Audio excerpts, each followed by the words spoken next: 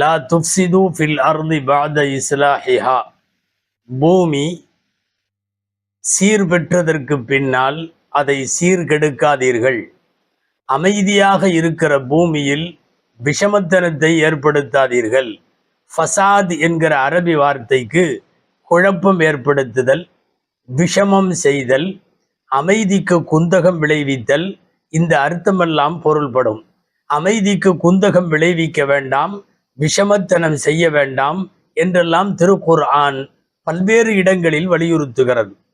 பொதுவாக ஒரு நாடு அமைதியாக இருக்கக்கூடிய நாட்டில் அவ்வாறு மக்களிடையே குழப்பத்தை, அச்சத்தை, பீதியை, விஷமத்தனத்தை ஏற்படுத்துபவர்கள் யாராக இருந்தாலும் அவர்கள் அரசின் குற்றவாளிகள், அவர்கள் பகிரங்கமான குற்றவாளிகள்.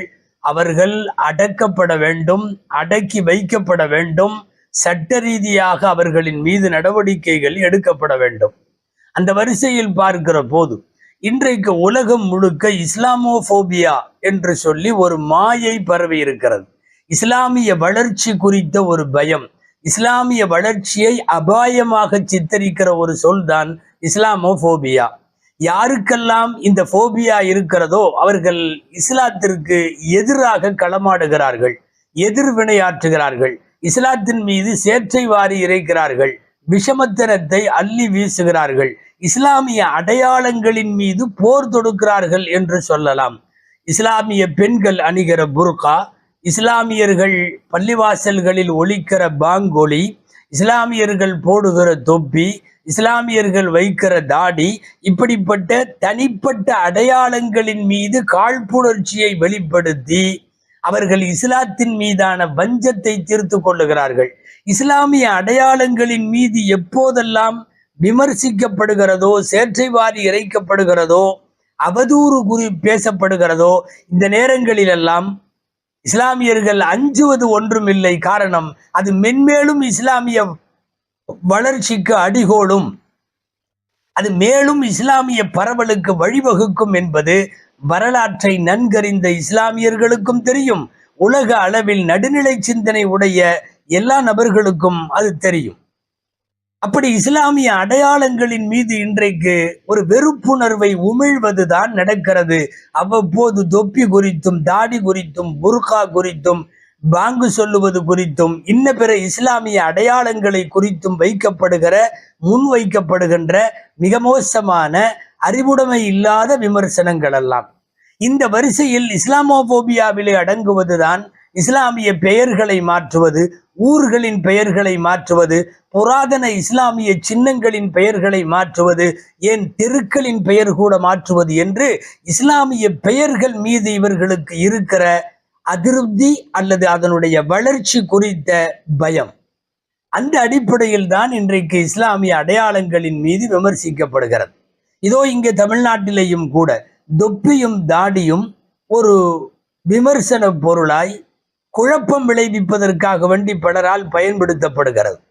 ஒரு விபத்து நடக்கிறது. விபத்தில் காரில் ஒரு ஆதீனம் செல்லுகிறார், எதிரில் ஒரு கார் வருகிறது. ஏதோ ஒரு சிறிய ஒரு ஆக்சிடென்ட் அல்லது இன்சிடென்ட், அது ஒரு மோதல், அவ்வளவுதான்.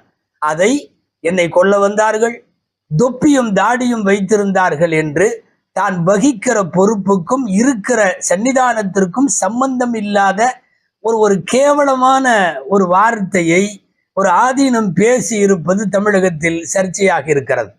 பச்சையாகவே ஒரு மின்னல் வேகத்தில் வரக்கூடிய காரின் உள்ளுக்குள்ளே இருந்தவர் கொலை செய்ய வருகிறார் என்றும், அவர் தொப்பியும் தாடியும் போட்டிருந்தார் என்பதையெல்லாம் கண்ணிமைக்கிற நேரத்தில் இவர்கள் கண்டுபிடித்திருப்பது ஒரு மிகப்பெரிய விந்தை.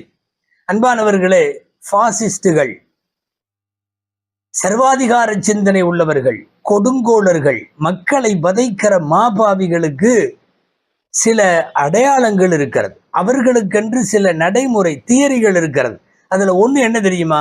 ஹிட்லர் வரலாறு படித்தவர்களுக்கு தெரியும். பிக் லை தியரி என்று ஒரு தியரி. அதாவது பேசுற பொய்ய பெரிய பொய்யா பேசணுமா. இது பாசிஸ்டுகளின் ஒரு திட்டம்.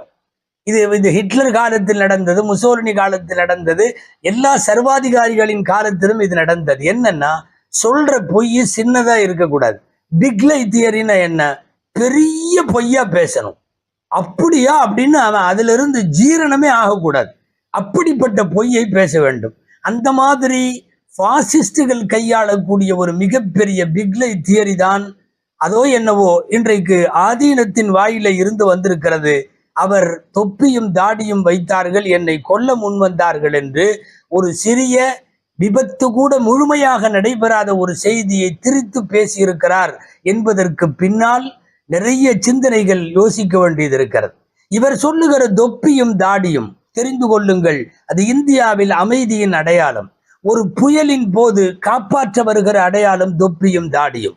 ஒரு வெள்ளச்சேதத்தின் போது நிவாரணத்திற்கு வருகிற அடையாளம் தொப்பியும் தாடியும்.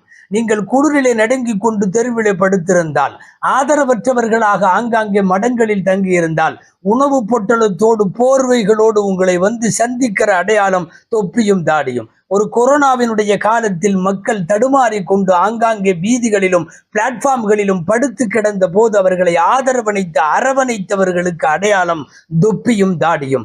இப்பொழுதும் கூட ஒரு பேரிடர் காலமோ என்ன வெள்ளப்பிரளயமோ சூறாவளி காற்றோ என்ன வந்தாலும் பள்ளிவாசல்களின் கதவுகளை திறந்துவிட்டு சமயங்கள் கடந்து எல்லா மதத்தவர்களும் வந்து உள்ளே தங்குங்கள் என்று பள்ளிவாசல்களை திறந்து விடுகிறவர்களின் அடையாளம் தொப்பியும் தாடியும். நன்கு சொல்ல போனால், நீ பெற்ற மகனும் நீ பெற்ற பிள்ளையும் உன்னுடைய உறவுகளும் கூட உன்னுடைய கொரோனாவில் இறந்து போன சடலத்தை தூக்க முன்வராத போது வாங்கி கொண்டு போய் ஆம்புலன்ஸில் வைத்து 15 அடி குழி தோண்டி மருந்துகளோடு கவசங்களோடு உடையணிந்து கொண்டு உள்ளுக்குள்ளே உன்னை அடக்கம் செய்தவர்கள் உன்னுடைய மத முறைப்படி பிரகாரம் சடங்குகள் செய்து இந்த உலகத்தில் சமயம் கடந்து இறந்தவர்களுக்கான ஈமச்சடங்குகளில் பங்கேற்றவர்களின் அடையாளம் தொப்பியும் தாடியும்.